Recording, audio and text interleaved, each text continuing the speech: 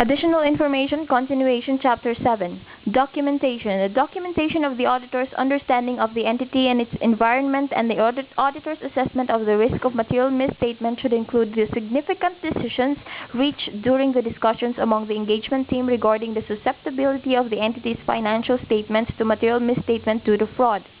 The identified and assessed risk of material misstatements due to fraud at the financial statement level and at assertion level.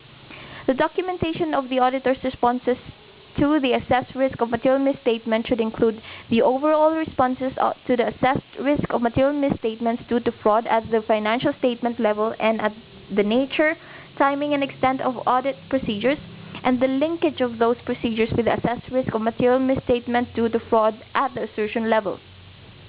The results of the audit procedures, including those designed to address the risk of management override of controls. The auditor should document the communications about fraud made to management, those charged with governance, regulators, and others. When the auditor has concluded that the presumption that there is a risk of material misstatement due to fraud related to revenue recognition is not applicable in the circumstances of the management, the auditor should document the reasons for that conclusion. Consideration of laws and regulations in audit of financial statements, PSA 250. Non-compliance as used in PSA 250 refers to acts of omission or commission by the entity being audited, either intentional or unintentional, which are contrary to the prevailing laws and regulations. Non-compliance does not include personal misconduct unrelated to the business activities of the entity, but the entity's management or employees. When planning and performing audit procedures and evaluating the reporting the result thereof, the auditor should recognize that non-compliance by the entity with laws and regulation may materially affect the financial statements. Responsibility of management for the compliance with laws and regulation. It is management responsibility to ensure that the entity's operations are conducted in accordance with laws and regulation. The responsibility for the prevention and detection of non-compliance rests with management. The following policies and procedures, among others, may assist management in discharging its responsibilities for the prevention and detection of non-compliance, monitoring legal requirements, and ensuring that the operating procedures are designed to meet these requirements, instituting and operating appropriate systems and internal control, developing, publicizing, and following the code of conduct, ensuring employees are properly trained and understand the code of conduct, monitoring compliance with the code of conduct, and acting appropriately to discipline employees who fail to comply with it. Engaging legal advisors to assist in monitoring legal requirements, maintaining a registry of significant laws which the entity has to comply within its particular industry and record of complaints.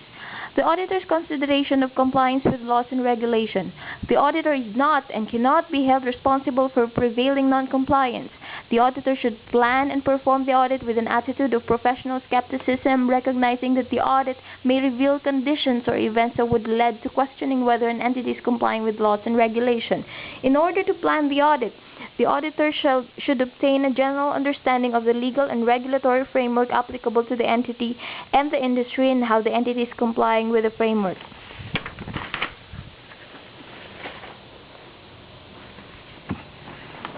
After obtaining the general understanding, the auditor should perform procedures to help identify instances of non-compliance with those laws and regulations where non-compliance should be considered when preparing financial statements, specifically inquiring of management as to whether the entity is in compliance with such laws and regulations, inspecting correspondence with the relevant licensing or regulatory authorities.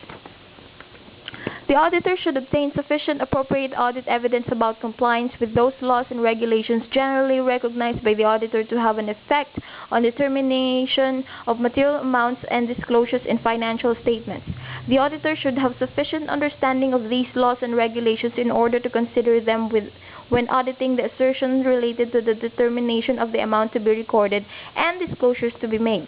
The auditor should be alert to the fact that procedures applied to the purpose of forming the opinion on the financial statements may bring instances of possible non-compliance with laws and regulations to the auditor's attention.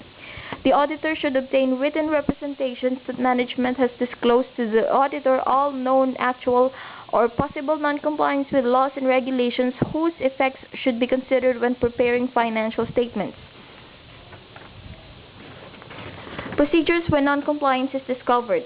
When an auditor becomes aware of the information concerning a possible instance of non-compliance, the auditor should obtain the understanding of the nature of the act and circumstances in which it has occurred, and sufficient other information to evaluate the possible effect of the financial statements. When the auditor believes there may be non-compliance, the auditor should document the findings and discuss them with management. When adequate information about suspected non-compliance cannot be obtained, the auditor should consider the effect of the lack of the audit evidence in the auditor's report. The auditor should consider the implication of non-compliance in relation to other aspects of the audit, particularly the reliability of management representations. Reporting of non-compliance. The auditor should, as soon as practicable, either communicate with an audit committee, the board of directors, and senior management, or obtain evidence that are properly informed regarding non-compliance that comes to the auditor's attention.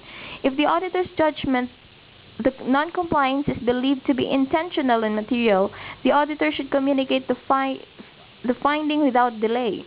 If the auditor suspects that members of senior management, including members of the board of directors, are involved in the non-compliance, the auditor should report the matter to the next higher level of authority at the entity, if it exists, such as an audit committee or the supervisory board. If the auditor concludes that the non-compliance has a material effect on the financial statement and has not been properly reflected in the financial statements, the auditor should express a qualified or an adverse opinion.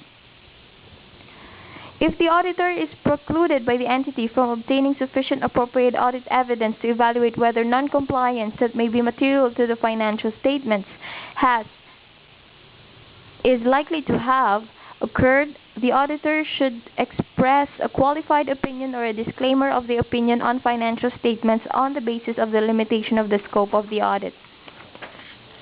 The auditor may conclude that withdrawal from the engagement is necessary when the entity does not take the remedial action that the auditor considers necessary in circumstances, even when the non-compliance is not material to the financial statements. On receipt of an inquiry from proposed auditor, the existing auditor should advise whether there are any professional reasons why the proposed auditor should not accept the appointment. If permission from the client to discuss its affairs with the proposed auditor is denied by the client, that fact should be disclosed to the proposed auditor.